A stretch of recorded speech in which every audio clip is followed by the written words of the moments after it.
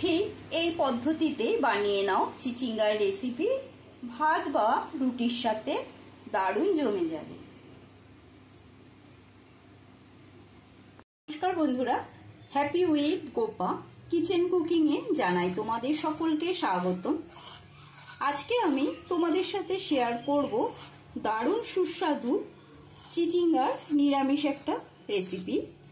রেসিপিটা প্রথম থেকে শেষ পর্যন্ত দেখার অনুরোধ রইল। চিচিঙ্গার রেসিপি বানানোর জন্য এখানে আমি 4টে চিচিঙ্গা নিয়েছি। এখন এই চিচিঙ্গাগুলো গায়ের এরকম খোসাগুলো একটু চিড়ে নিচ্ছি। চিচিঙ্গাগুলোর খোসা ছাড়ানো হয়ে গেছে। এবারে চিচিঙ্গা থেকে আমি একটা একটা করে চিচিঙ্গা নিয়ে প্রথমে এরকম মিডিলটা একটু কেটে নেব। ফালা করে নিলাম।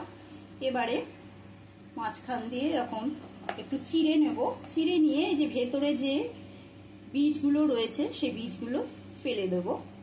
ফেলে দিয়ে এবারে চিচিঙ্গাটাকে একটু পাতলা পাতলা করে কুচিয়ে নেব। ভেতরে দানাগুলো ফেলে দিয়েছি। এবারে এরকম পাতলা পাতলা করে কেটে নেব। সবকটা এই চিচিঙ্গায় কেটে নেব। চিচিঙ্গাগুলো সরু করে পাতলা পাতলা করে এরকম কেটে নিয়েছি। গ্যাসে কড়াই বসিয়েছি। কড়াইয়ের মধ্যে দিয়ে দিচ্ছি সর্ষের তেল। রান্নাটা সম্পূর্ণ সর্ষের তেলেই করব।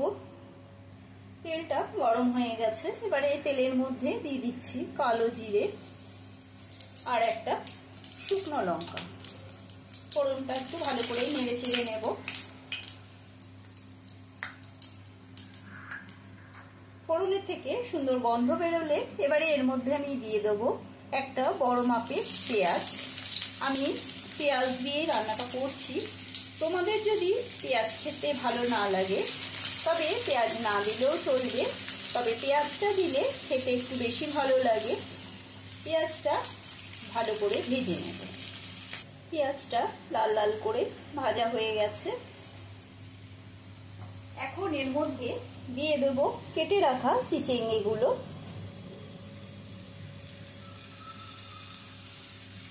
চিচিঙ্গাটা দিয়েও একটু নেড়ে চেড়ে নেব।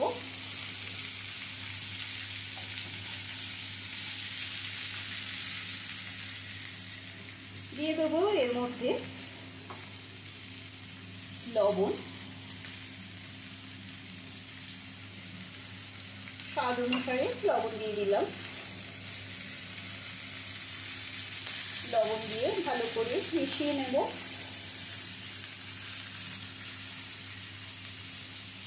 আর দিয়ে দিচ্ছি সামান্য হলুদ গুঁড়ো।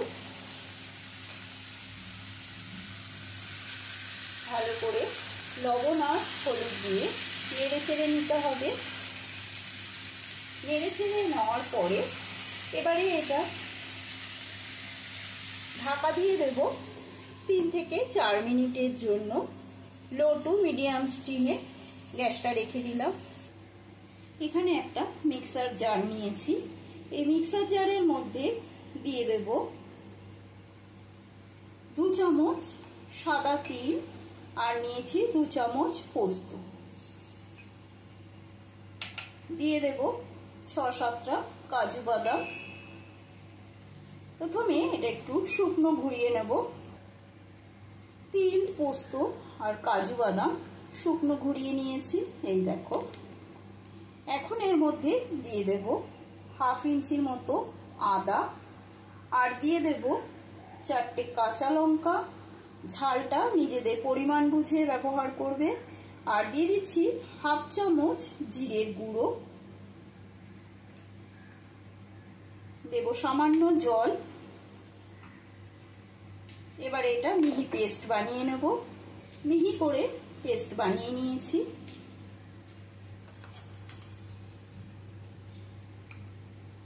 মিনিট 3-4 বাদে ঢাকাটা তুলে নিচ্ছি।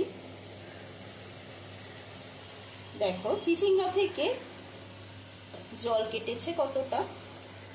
লবণ দেওয়ার পর যখন এরকম ঢাকা বন্ধ করে দেবে তখন চিচিঙ্গা থেকে আপনা আপনি জল বেরিয়ে আসবে। সেই জলেই রান্নাটা করে নেব। এক্সট্রা কোনো জল আমি এর মধ্যে দেব না।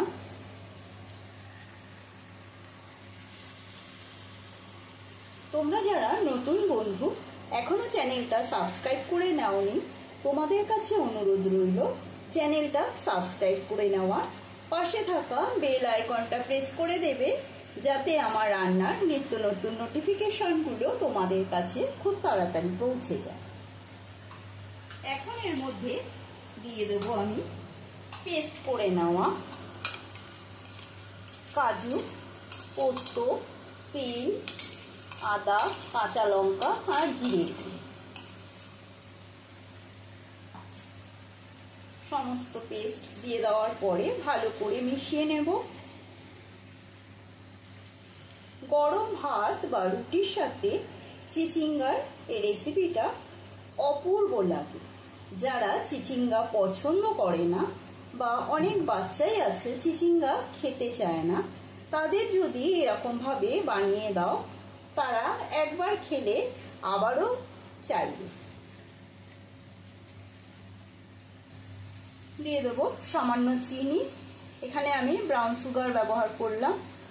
তোমরা চাইলে চিনি না দিলেও পারো যদি মিষ্টি পছন্দ না করো, আর এমনিতে তোমাদের কাছে সাদা চিনি থাকলে সাদা চিনিরই ব্যবহার করবে। ভালো করে মিশিয়ে নিলাম।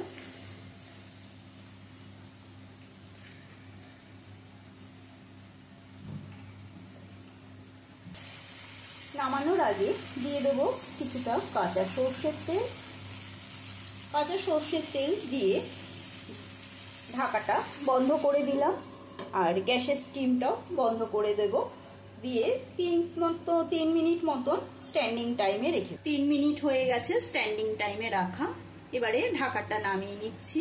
ওয়াও, খুব সুন্দর গন্ধ বেরিয়েছে। আজকের মতো অপূর্ব স্বাদের চিচিঙ্গার রেসিপিটা কমপ্লিট। আশা করি তোমাদের সকলের ভালো লেগেছে। ভালো লাগলে একটা বড় করে লাইক দিয়ে দেবে, কমেন্ট করে অতি অবশ্যই জানাবে রেসিপিটা তোমাদের কেমন লাগলো।